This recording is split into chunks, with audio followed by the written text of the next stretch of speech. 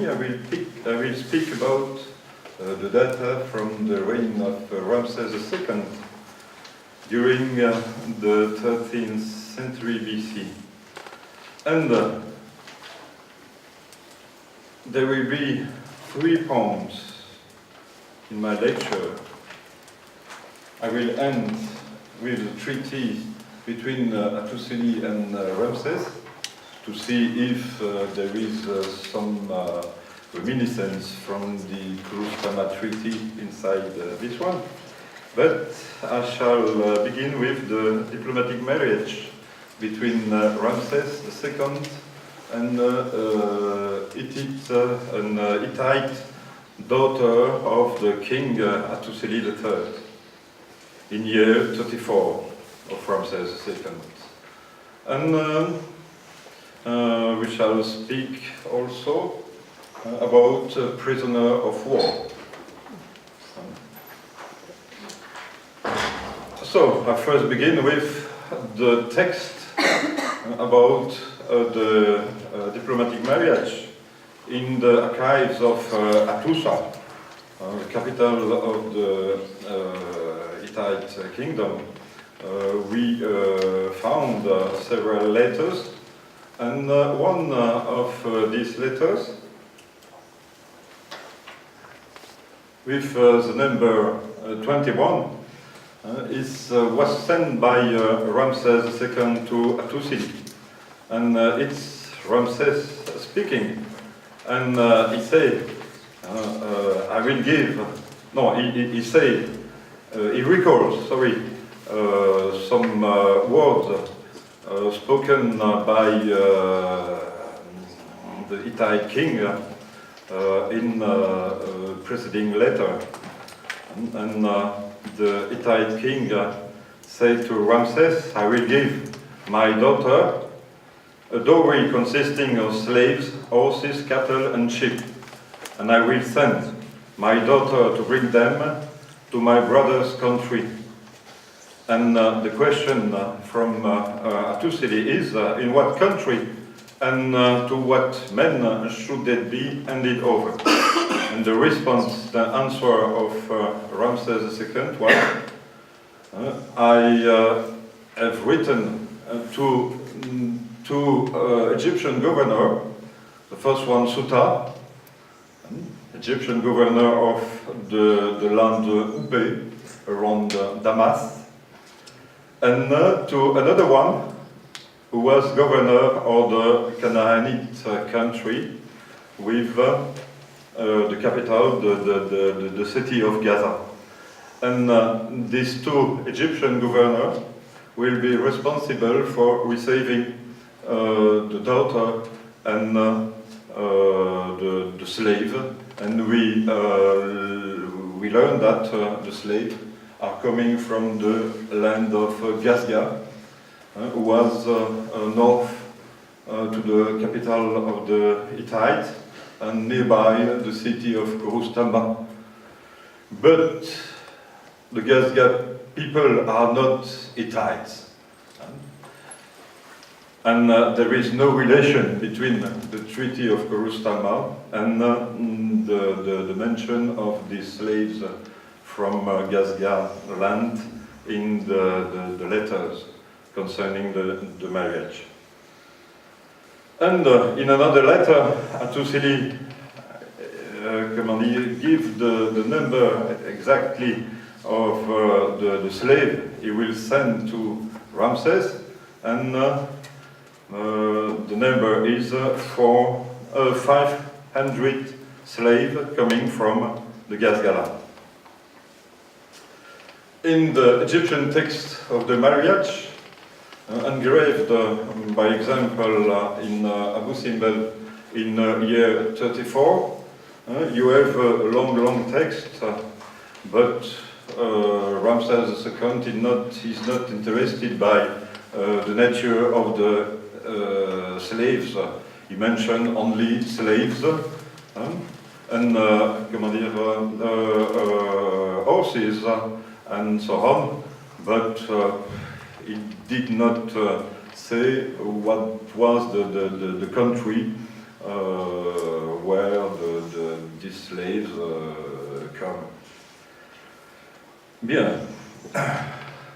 Second point, I will speak about the prisoner of war. During his long reign, Ramses had led several military campaigns, and first in Asia.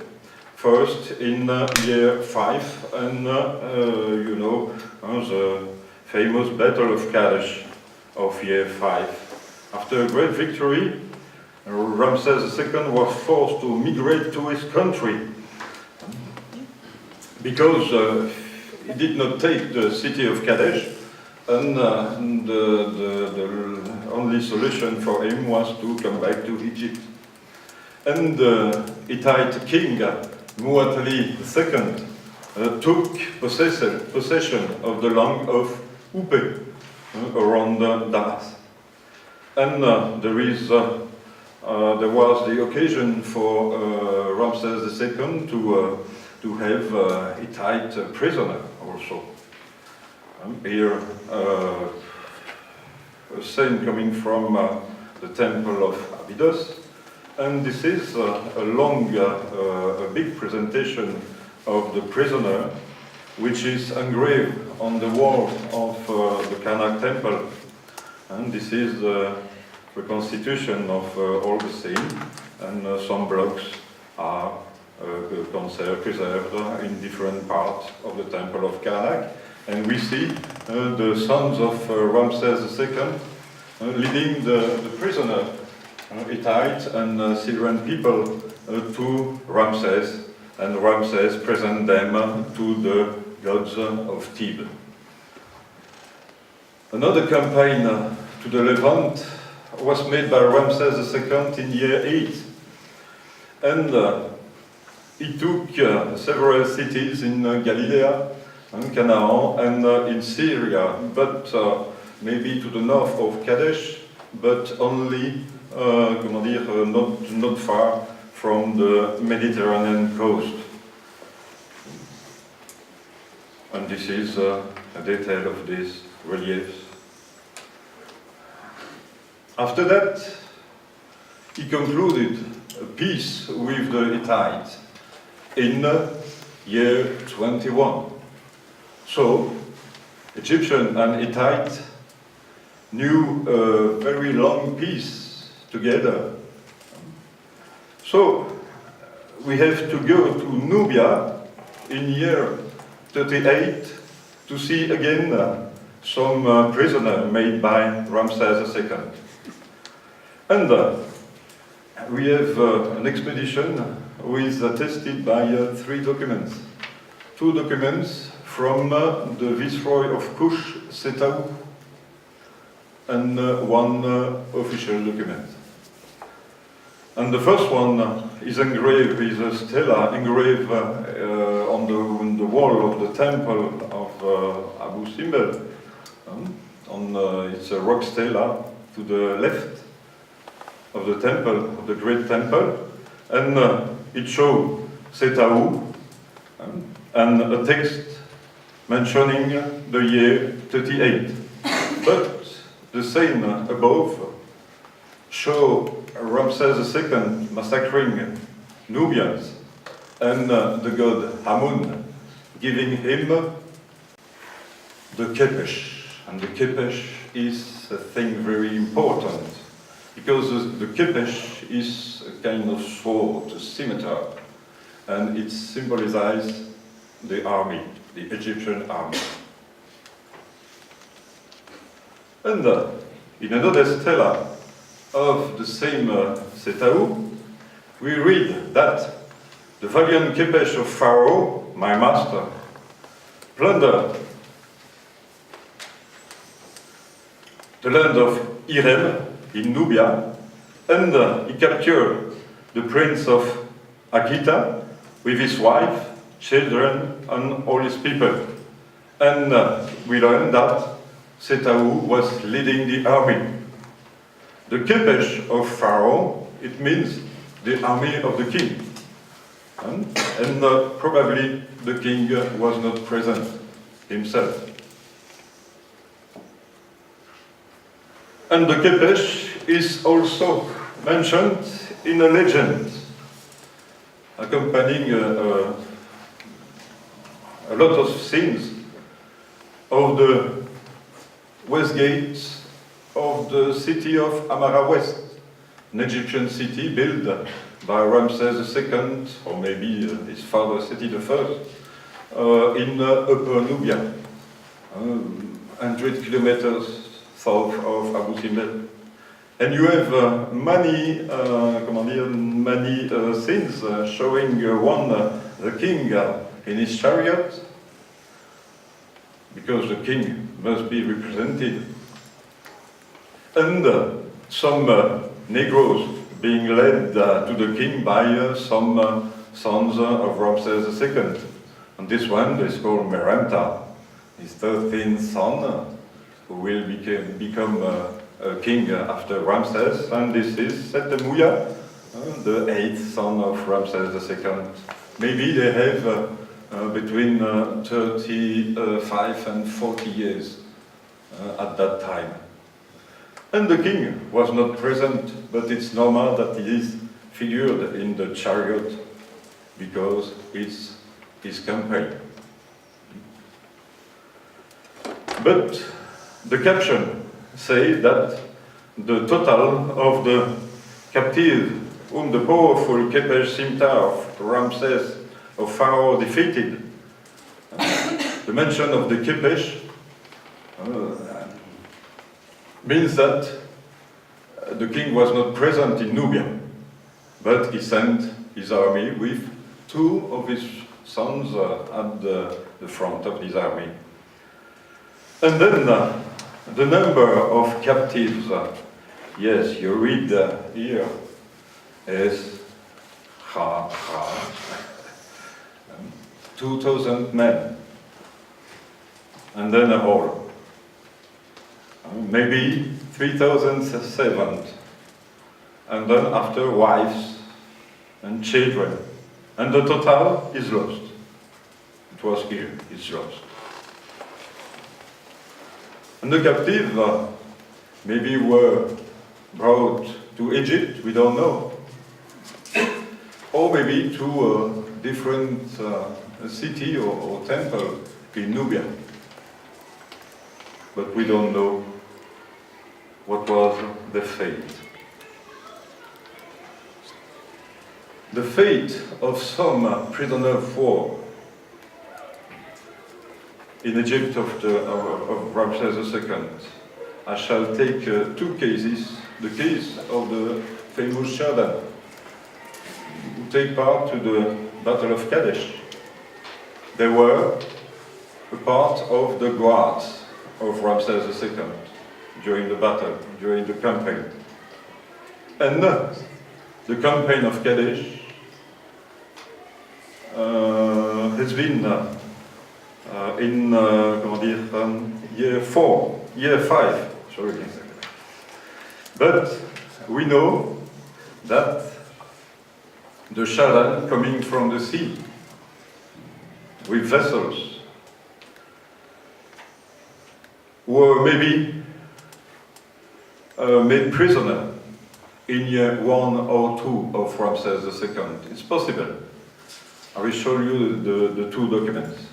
First document is a stela from Aswan, engraved by 3 high officials. And they speak about the king, the new king, Ramses II. He's dominating Asian, Libyans and Nubians, and they had 2 sentences.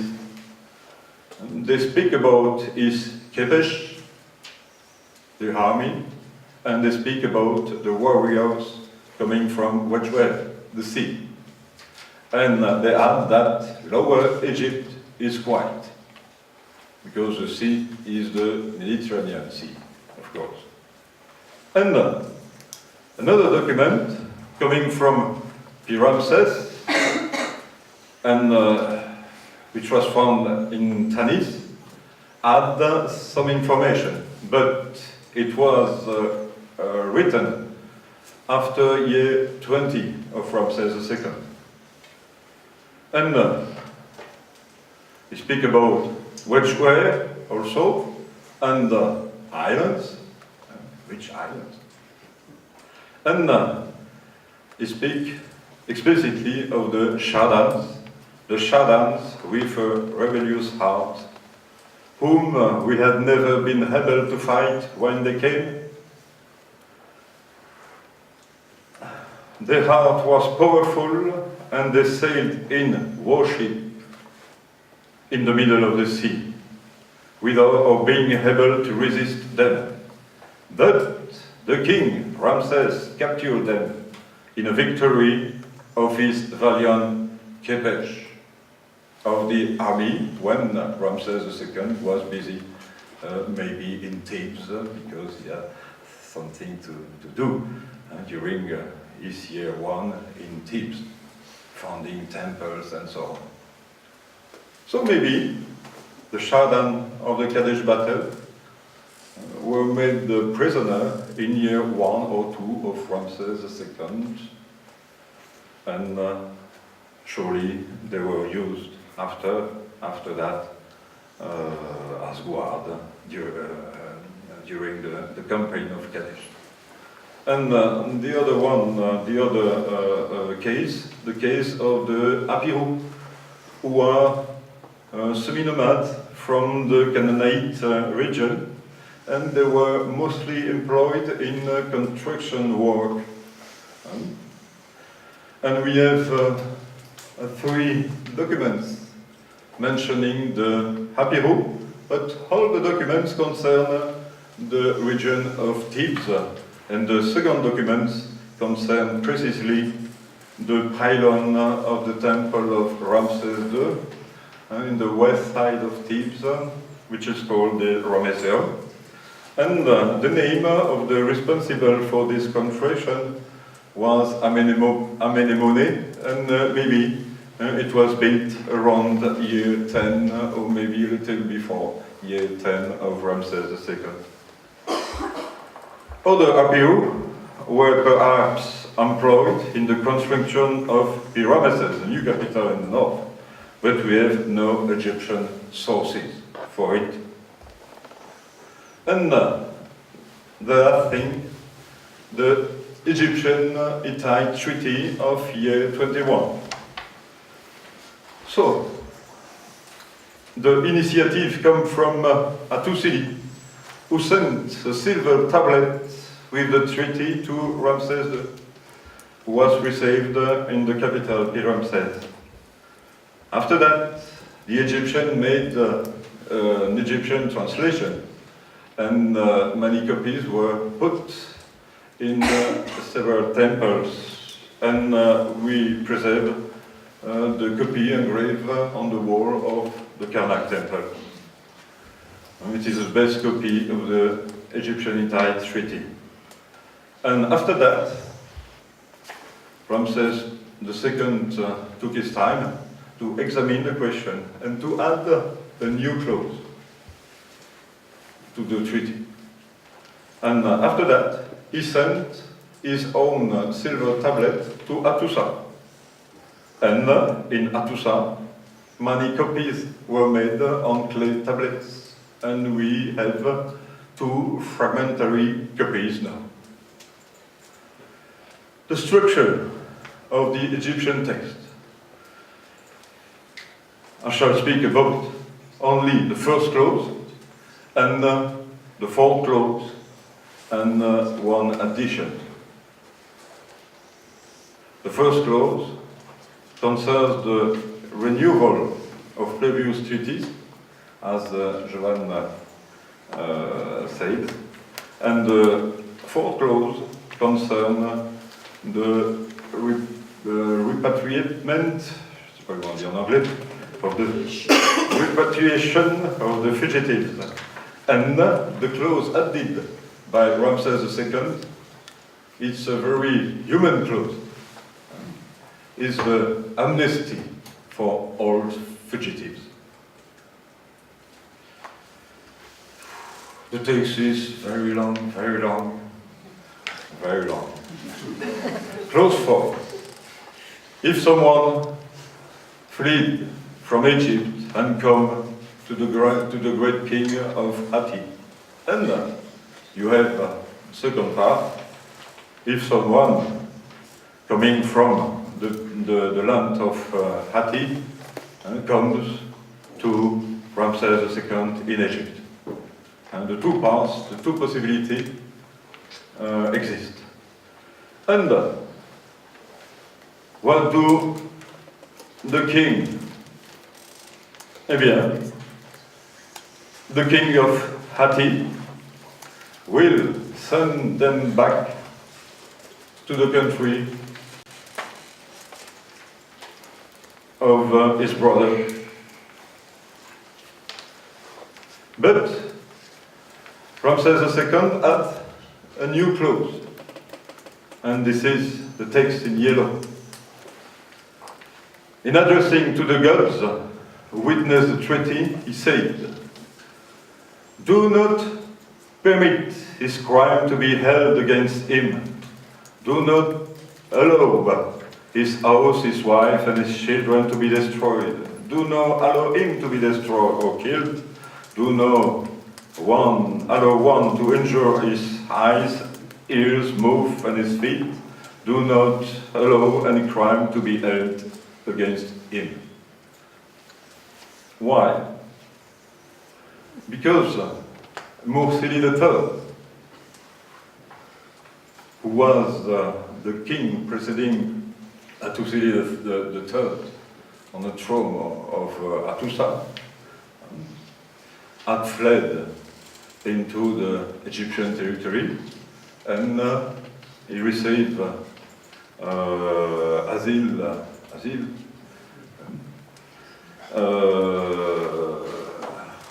in Egypt.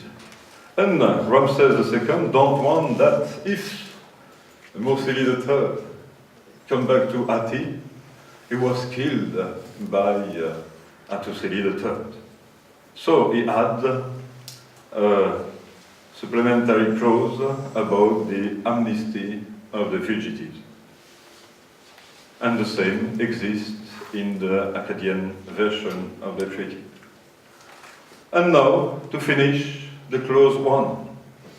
The clause 1, with the mention of the treaty from the time of UCLouvain and another treaty from the time of Mutalli, my father.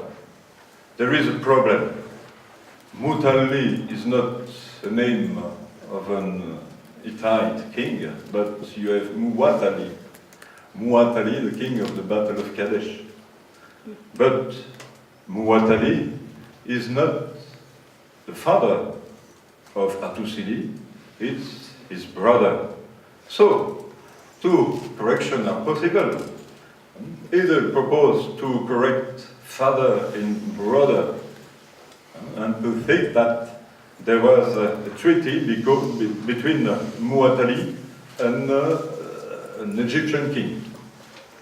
But Muwatalli is contemporary with Seti I, the father of Ramses I. I think the treaty concerned the frontier, the border between the two empires.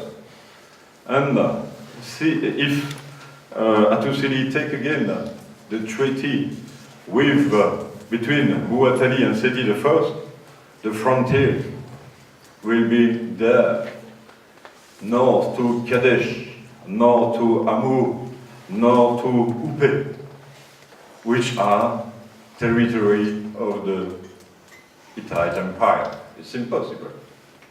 And Spalinger is right to correct Mutalli in Mursili, my father, because Mursili II was the father of Muwatalli and Hattusili also. So, a treaty with Ramel at the end of the 18th Egyptian dynasty is possible, because at that time the frontier was here. And for Ramses II, who lost the land Upe after the Battle of Kadesh, he had the possibility to recover this land and to accept the treaty proposed by Hattusili. And about the first treaty, which existed on the time of UCLouvain, the Treaty of Kurustama. Some scholars say, yes, it's the Treaty of Kurustama between UCLouvain and Amenhotep III. But we have no argument inside the treaty between Hattusili and Ramses II to support this hypothesis. So I think that it's not a good idea. I thank you.